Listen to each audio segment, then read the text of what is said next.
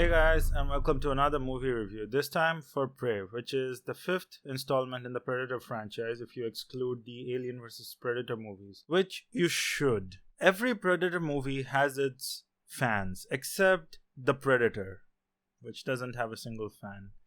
If you are a fan of the Predator, smash the like button. However, most would agree that the original movie starring Mr. Get to the Chopper still remains the best in the franchise. Let's see where Prey stacks up in this whole list, shall we? Prey is directed by Dan Trachtenberg and stars Amber Midthunder as Naru. Naru is a healer in the Comanche tribe who wants to be a hunter, but to become a hunter, she has to first carry out this great hunt, wherein she must hunt down a deadly predator. Where she must hunt down a deadly beast. At the same time, some things killing humans and animals in the forests and the fields. What could it be, I wonder? So we have two characters at the forefront. One who wants to prove herself and become a hunter, and the other one who is already one of the deadliest hunters in the universe, who is on planet Earth checking out the competition. Thus the stage is set for a cat and mouse game and a quest to find out who is predator and who is prey. I'm sorry.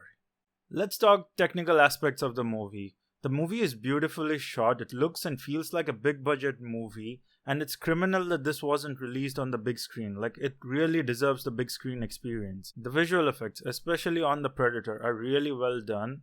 The only problem I found was in the animation of the animals. There's a lot of wildlife in this movie, and as you know, animals are some of the most difficult things to animate. So in some places I found the movement of the animals to be a little janky. However, it never got so bad that I got taken out of the movie, but it was still noticeable at certain points. The soundtrack was nothing to write home about, but it got the job done. I felt the required emotions in the necessary scenes, but it's not something that I would put in my Spotify playlist. But what about the performances, you ask? This movie rests squarely on the shoulders of Amber Midthunder, who delivers a powerful performance as Naru. She handles the emotional aspects of her role really well. You feel her vulnerability and you feel her strength. This is a character who is out to prove herself. Sometimes these characters can turn annoying really quick because in their quest to prove themselves, they go against common sense. Thankfully, such a problem doesn't occur with Naru. Unfortunately, her fight sequences where she runs into a little bit of a problem. She's supposed to take down this massive alien, and it's a bit difficult to suspend your disbelief when these two characters are locked in a fist fight, which was even difficult for Mr. Get to the Chopper back in the day. Thankfully, the movie doesn't spend too much time on the physical aspect of the fight, but switches quickly to the wits aspect of the fight. Don't get me wrong, the action in this movie is really good. It is violent and gory, and there is a lot of it. For the first 45 minutes, it's just the setup, but after the first 45 minutes of the movie are done, it becomes a non-stop action movie.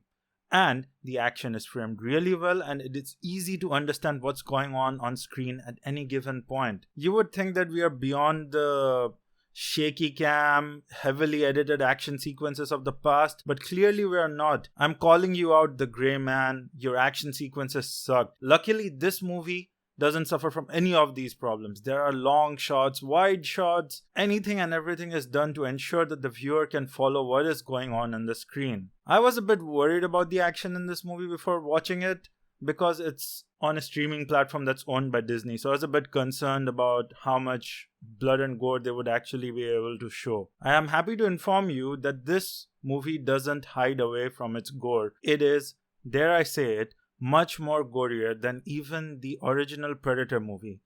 Yes, I went there. It also has some callbacks to the first two Predator movies and an Easter egg in particular that links it to Predator 2. I would not spoil what it is here, but those who have seen the trailers would already know what it is. So in the end, should you watch this movie or not? I would say yes, if you are a fan of action movies. If you are a fan of the Predator franchise, obviously you have already watched it by the time this review came out. It was such a refreshing idea to take the Predator franchise to a different time period. This could very easily become the Assassin's Creed of movies. You know, where the Predator keeps jumping across different time periods, killing fools. So yeah, I think this was a great course correction for the Predator franchise, and they should definitely make more of these Predators in different time periods, killing fools movies. And they should release the next one in theaters. You know, we would actually pay money to go watch a good Predator movie in the theaters again. So that is all from me for this review. I will see you on the next one.